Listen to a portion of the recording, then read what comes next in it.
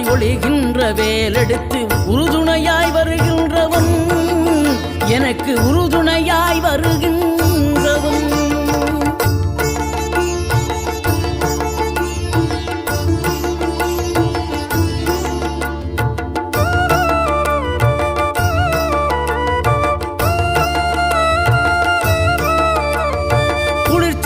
தென்றலிலே மகிழ்ச்சியுடன் விண்ணதிலே பறக்கும் உந்தன் சேவர் கொடிய, மனத்தளர்ச்சியின்றி தன்னை மறந்து மலர்ச்சியுடன் தனிகையிலே நடம் புரியும் தோகை மயிலே.